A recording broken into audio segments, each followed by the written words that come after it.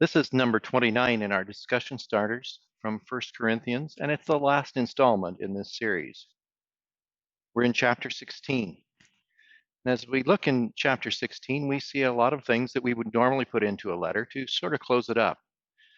What's interesting is, at the end of this letter, Paul puts in a special statement about a collection for God's people in Jerusalem. In verse 2, he talks about, on the first day of every week, each one of you should set aside a sum of money in keeping with his income, saving it up so that when I come, no collections will have to be made. And I think this became the precedent for us to have a weekly offering in our Sunday services, so that when there's a need comes up in the community of faith, we don't have to go out collecting for it all of a sudden. Basically, this is addressing a need that Paul saw critical in the church in Jerusalem because he mentions it so many times. It's mentioned not only here, but in 2 Corinthians chapters 8 and 9, devoting both those chapters towards this effort. Galatians chapter 2, verse 10, Romans chapter 15, verses 25 to 29.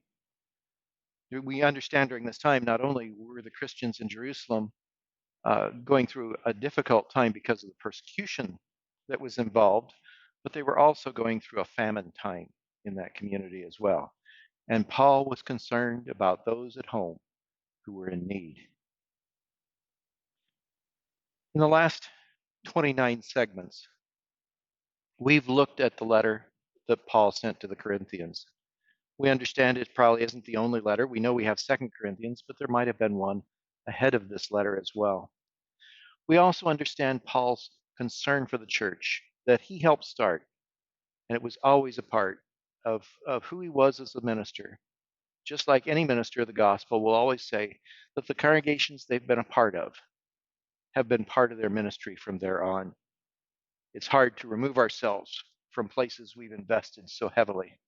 And that's why we see in Paul's letter all these personal requests and connections that he's made with the congregation and that area, people who have moved through that area and gone to other places. And then he has these final greetings that are so intimate that he says, "Greet one another with a holy kiss."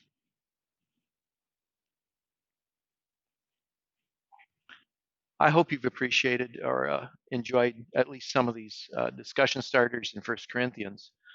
More than that, I hope that these studies, even brief as they are and as fast as they were, covering so much material in a short period of time, might have started to give you the inkling to get a little deeper in God's Word, to look in these passages not only for the nuggets that stick out so quickly, but also the subtle messages that come through these letters that Paul is sharing with these congregations.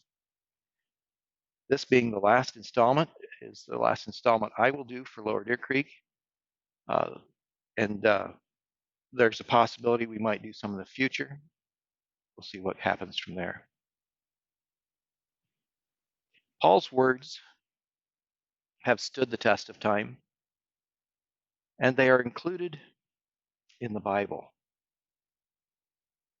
One of the things I'd like for you to discuss is, what words have you said that will have lasting significance beyond your lifetime and in the lifetimes of others?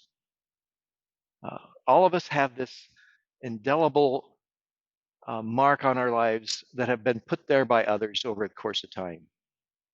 Sometimes I think we forget that we too are leaving our marks on other people's lives, positive and negative. What I'd like for you to think about today is, what are the lasting marks that you're leaving for those around you that will be remembered, honored, cherished for the next generation, at least the next generation? Paul's word has helped shape the church of today. And likely, if the Lord tarries, his word will help shape the church of tomorrow. How about your words? Think about it.